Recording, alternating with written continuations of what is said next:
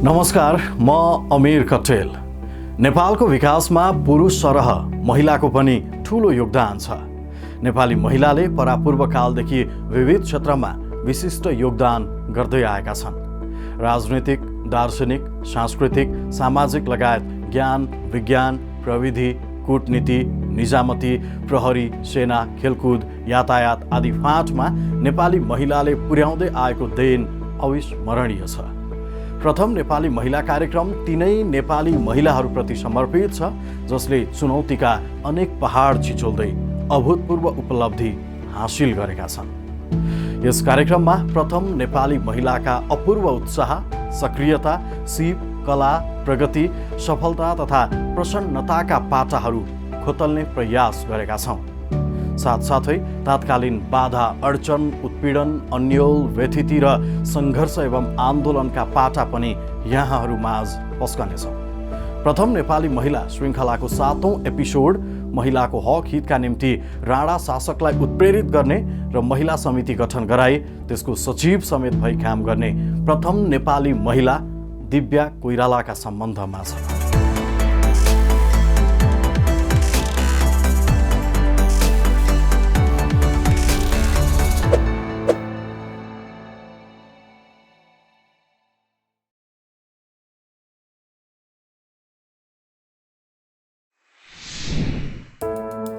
श्री 3 चन्द्र शमशेरका पालामा दिव्याका पति राष्ट्रका विभिन्न समस्या औल्याउँदै चन्द्र शमशेरलाई समाधानका उपाय पनि पत्र मार्फत सुझाउने गर्दथे।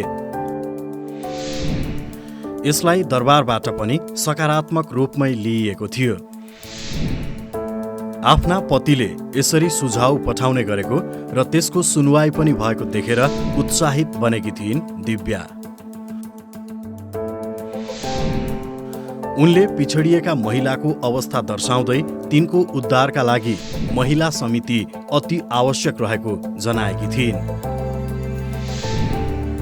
यसमा बडा महारानी स्वयंबाट अध्यक्षता अथवा संरक्षकत्व ग्रहण हुनु महत्त्वपूर्ण ठहरिने बेहोराको पत्र पठाएकी थिइन्। यसरी महिला सङ्गठनको आवश्यकता र औचित्य प्रस्ताउँदै विराटनगरबाट दिव्याले पठाएको पत्र अनुसार त्यतिखेर बडा महारानी बालकुमारीको अध्यक्षतामा महिला समिति गठन भएको थियो। यसको सचिवको भूमिका दिव्या कोइरालाले निर्वाह गरिन्। लामो समय नटिकेको भए तापनि सङ्गठनका हिसाबमा तथा महिला जागृतिका दिशामा यस कदमलाई क्रान्तिकारी महत्त्वको मानिन्छ। सामाजिक सङ्गठनका दृष्टिले पुरुषलाई महिलाले उछिनेको उदाहरण यो समिति बन्न पुगेको छ। दिव्या कोइराला पिताजी अथवा खरदार बाजेका नाममा बहुचर्चित समाजसेवी कृष्णप्रसाद कोइरालाकी पत्नी हुन्।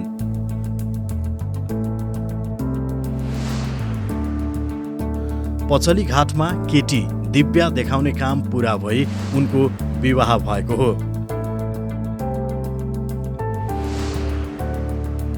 कृष्णप्रसाद कोइरालाका 3 पत्नी मध्ये दिव्या कान्छी पत्नी हुन्। प्रसव वेदनाका बखत प्रथम पत्नी रुक्मिणी देवीको देहान्त भएको थियो। कृष्णप्रसादले वीरगञ्जकी मोहन कुमारीसँग दोस्रो विवाह गरे लगत्तै काठमाडौँकी दिव्या कुमारीसँग विवाह गरेका हुन्।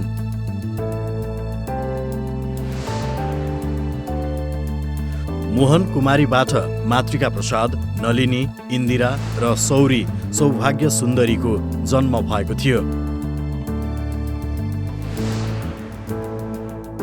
दिव्या कोइरालाबाट विश्वेश्वर, हरिहर, केशव, तारिणी, गिरिजा र बुनु विजय जन्मिएका हुन्। जेठी पत्नी रुक्मिणी देवीको प्रसूति व्यथाका कारण मृत्यु भएकाले कृष्णप्रसाद चिन्तित थिए। त्यसैले सर्वप्रथम आफ्नी आमालाई बनारस पुर्याएर उनको सेवाका लागि भनी दिव्या कुमारीलाई उतै लगे। कृष्णप्रसादले दिव्या कुमारीलाई बनारस लानु बुद्धिमानी ठहरियो। शल्यक्रिया बिना बच्चा नहुने भयो। बनारसमा कुनै गाह्रो भएन, तर नेपालमा भए के हुन्थ्यो। त्यतिखेर जन्मिएका हुन् विश्वेश्वर प्रसाद कोइराला। न्वारानको नाम चूडामणि हो। विश्वनाथको भूमि काशीमा जन्म भएकाले ठुलाबा कालिदास कोइरालाले विश्वेश्वर प्रसाद नाम जुराएका हुन्। आमाको अपरेसन नगरेको भए मैले प्रकाश नै देख्न पाउने थिइनँ। आमा पनि जीवित रहनुहुने थिएन। म माथि त्यस दिन बल प्रयोग गरिएकाले होला म जीवनभर विद्रोही रहेँ। यो विश्वेश्वर प्रसादको भनाई दिव्या कुमारीकी नातिनी सुजाता कोइरालाले जनाएकी छिन्। विश्वेश्वरका सन्तान प्रकाश, श्रीहर्ष, शशाङ्क र चेतना दिव्या देवीका नाति नातिना हुन्। केशव प्रसादबाट शेखर कोइराला जन्मिए। गिरिजा प्रसाद कोइरालाकी छोरी सुजाता हुन्। तत्कालीन हिन्दुस्तान अशान्त थियो। ब्रिटिस शासक विरुद्ध भारत छोडो आन्दोलन सर्किएको थियो। 3 ताक 9 वर्षे मातृका र 7 वर्षे विश्वेश्वरका मन मस्तिष्कमा महात्मा गान्धीको गहिरो छाप परेको थियो। यस आन्दोलनलाई दिव्या कुमारीले पनि सहयोग गरेकी थिइन्। निरङ्कुश राणा शासन तथा निर्दलीय पञ्चायती व्यवस्था विरुद्ध सद्घोष गर्दै क्रान्तिको हुँकार गर्ने आफ्ना छोराहरूप्रति उनी अत्यन्तै गर्व गर्थिन्। कीर्तिकै कुरो गर्ने हो भने उनी त्यस्ती नेपाली नारी बनेकी छिन् जसका 3 छोरा प्रधानमन्त्री बन्न पुगे। मातृका प्रसाद कोइराला, विश्वेश्वर प्रसाद कोइराला र गिरिजा प्रसाद कोइराला। दिव्या कुमारीको जन्मस्थल ढुक्रिने पानी बालाजु हो। विक्रम सम्वत 1952 जन्मिएकी दिव्याकी माता कृष्ण कुमारी र पिता रामानन्द आचार्य हुन्। रामानन्द पहिले सरकारी जागिरे थिए। छोरीलाई विवाह गराई विराटनगर पठाएपछि उनी पनि सपरिवार त्यतै लागे।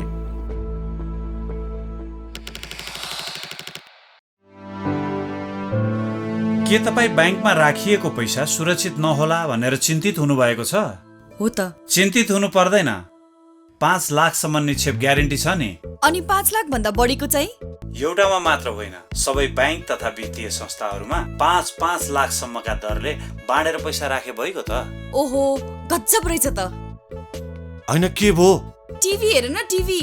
निक्षेप तथा कर्जा सुरक्षण कोषले नेपाल राष्ट्र ब्याङ्कबाट मान्यता प्राप्त ब्याङ्क तथा वित्तीय संस्थाहरूमा गरिएको 5 लाखसम्मको निक्षेप सुरक्षाको ग्यारेन्टी गर्दछ। ढुक्क हुनुहोस्, सुरक्षित बचत गर्नुहोस्। निक्षेप तथा कर्जा सुरक्षण कोष, ऋण र धन दुवैको सुरक्षण। कर्णेल गंगा बहादुर बस्नेतका खलकमा आचार्यका सन्तान आफन्त सरह मानिन्थे।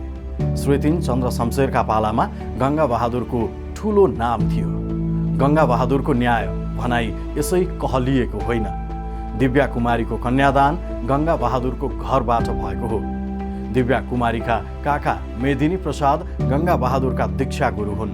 मेदिनी प्रसादको स्थायी बसोबास चाहिँ ढुक्रिने पानीमै रह्यो। दिव्या कुमारीका छोरा छोरी पछिसम्मै मामाघर बालाजु जाने चलन थियो। माइतीतिर दिव्या कुमारीलाई दिव्या वा मैया देवी भनिन्थ्यो। दिव्या कुमारीलाई दिव्य कुमारी पनि भनिएको पाइन्छ। उनकी बहिनी कुमुदिनीको विवाह चाहिँ बोध प्रसाद कोइरालासँग भयो। पूर्व प्रधानमन्त्री सुशील कोइराला उनका छोरा हुन्। विराटनगर सहर बसाउन होस् वा त्यहाँको शिक्षा, स्वास्थ्य आदि समाज सुधारका काममा होस्, उनी सधैँ आफ्ना पति कृष्ण प्रसादलाई हौस्याउने गर्थिन्। कृष्ण प्रसाद कोइरालाले उति बेला नेपालभरिका भन्सारको ठेक्का पाएका थिए। कृष्ण प्रसादको व्यापार पनि कोलकाता आदि ठाउँमा फस्टाउँदै गएको थियो। गरिबको अवस्था देख्दा उनलाई दुःख लाग्थ्यो।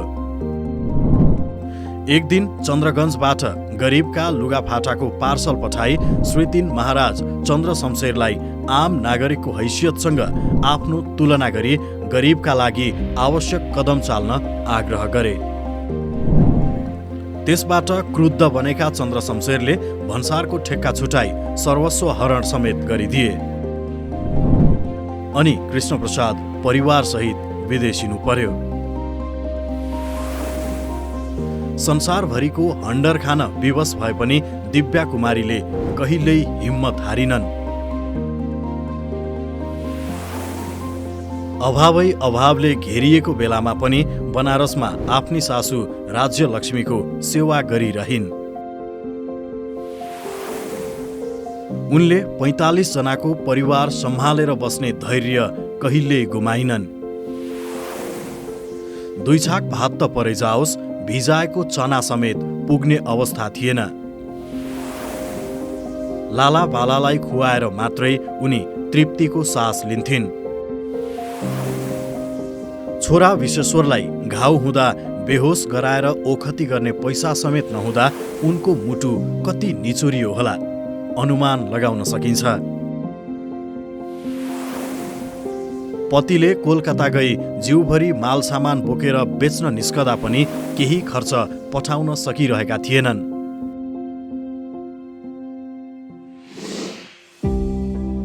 घरमा छोराहरू चाहिँ महात्मा गान्धीको आदर्श र समाजवादतर्फ लम्किरहेका थिए। पछि बनारस होस् अथवा टेढी, भागलपुर वा बेतिया, सबैतिरको बसाइमा पति र छोराहरूको आदर्शको बाटो र अभावका दिन मात्रै उनले बेहोरिन्। बेतियामा उपचारको अभावमा हैजाले गर्दा छोरा हरिहरको मृत्यु हुन पुग्यो। एउटी नेपाली केटी त्यहाँको केटासँग बिहे गरेर बसेकी थिए। उसैलाई दिव्याले गुहारेकी हुन्, नत्र कात्रो किन्ने समेत पैसा थिएन। तिनीहरूको सम्बन्ध कोल्हापुरको राजपरिवारसँग रहेछ। दिव्यालाई छोरा बितेको ठाउँमा बस्न मन लागेन। उनीहरूले नै खर्च दिई कोल्हापुर पठाए। कोल्हापुरमा सैल्युट गरेर सत्कार गर्थे। दरबारमा निकै राम्रो व्यवस्था थियो। त्यत्रो सत्कार देख्दा आश्चर्य पनि लाग्थ्यो। छोरीबेटी भएको मान्छेलाई त्यहाँ नाना शङ्का पनि उब्जियो। कृष्णप्रसाद र दिव्याले सल्लाह गरी बम्बई हुँदै फेरि बनारस फर्किए। यसरी विदेशमा ठाउँ फेरि फेरि जीवन चलाउनु परेको थियो। चन्द्र शमशेरको मृत्युपछि श्री 3 महाराज भीम शमशेरका पालामा नेपाल आउने अवसर प्राप्त भयो। यहाँ आफ्नो कुनै सम्पत्ति थिएन। कृष्णप्रसादका स्वर्गीय दाजु सुब्बा नारायण प्रसाद कोइरालाकी पत्नी सुब्बिनी मानकुमारी कहाँ बसोबास भयो। 68 वर्ष लागेपछि मानकुमारी काशी जाने भइन्।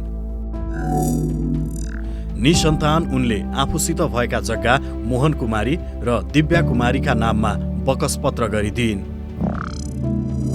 सो जग्गा अंशवण्डाका बखत विभिन्न कोइराला परिवारमा बाँडिन पुगेको भनाइ पनि छ। दिव्या कोइरालालाई शिक्षाको महत्त्व थाहा थियो। नारी शिक्षाको विकासका लागि उनले जोड लगाएकी थिइन्। यसबारे उनले कलम पनि चलाएकी छिन्। भारतको देहरादूनबाट प्रकाशित हुने गोर्खा संसार पत्रिकाको 1983 मङ्सिर 15 गतेको अङ्कमा उनको स्त्री शिक्षाको आवश्यकता शीर्षकको लेख छापिएको छ।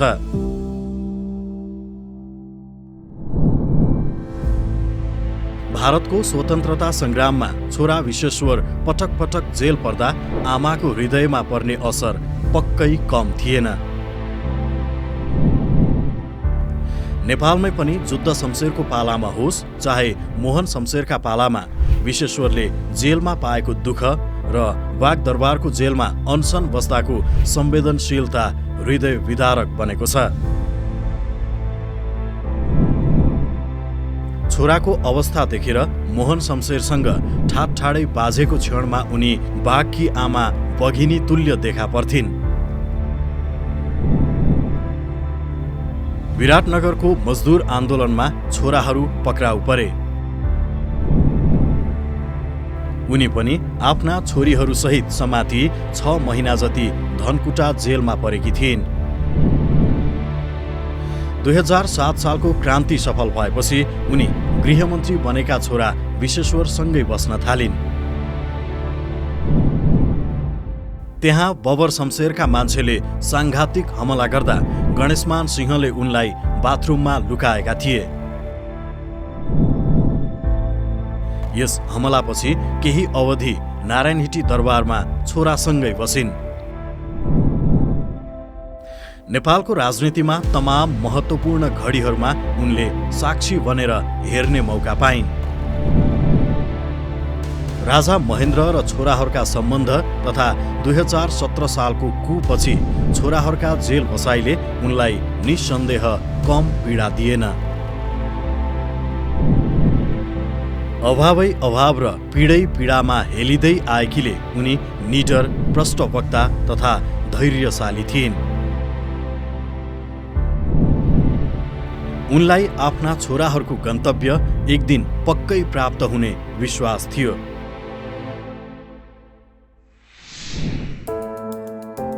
नेपाल फर्किएपछि उनका पतिको समाज सेवा गर्ने चाहना उर्लिएको थियो। विराटनगरमा आदर्श विद्यालय तथा अस्पताल स्थापना गरिए। जुद्ध शमशेरका पालामा विक्रम सम्वत 1979 मा राणा शासन विरुद्ध सक्रिय रहेको जनाई दिव्या कुमारीका पति कृष्ण प्रसाद बन्दी बनाइए। 2001 माघ 14 गते थुनामै उनको निधन भयो। त्यतिखेर छोरा विश्वेश्वर पनि भारतमा राजनीतिक बन्दी बनाइएका थिए। पति शोकमा परेकी दिव्या कुमारीको अन्तिम काल पनि सङ्घर्षपूर्ण नै रह्यो। उनी निकै अस्वस्थ हुन पुगिन्। उनलाई पक्षघात भएको थियो। विक्रम सम्वत 1952 मा जन्मिएकी दिव्या कुमारीको 2033 सालको भाद्र कृष्ण नवमीका दिन देहान्त भयो।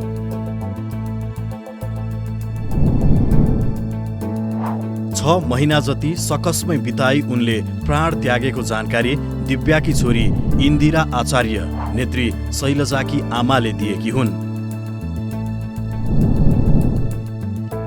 इन्दिरा आचार्यका अनुसार उनमा मातृवात्सल्य प्रचुर थियो।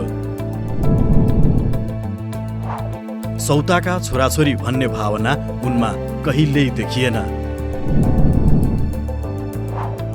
इन्दिराले 8 वर्षकी हुँदा मात्रै आफ्नी साक्खै आमा मोहन कुमारी पो हो भन्ने थाहा पाएकी हुन्। यस प्रसङ्गबाट पनि दिव्याको हार्दिक विशालता बुझ्न सकिन्छ। दिव्या कोइरालाका सम्बन्धमा मेदिनी स्मृति तथा अग्रणी महिला आदि कृतिमा केही प्रकाश पारिएको छ।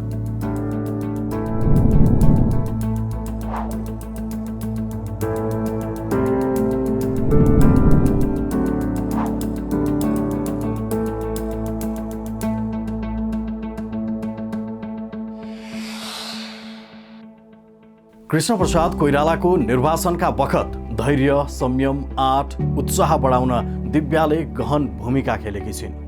चन्द्र शमशेरसित माफी मागिएको भए पहिल्यै नेपाल फर्कने अवसर जुट्न सक्थ्यो।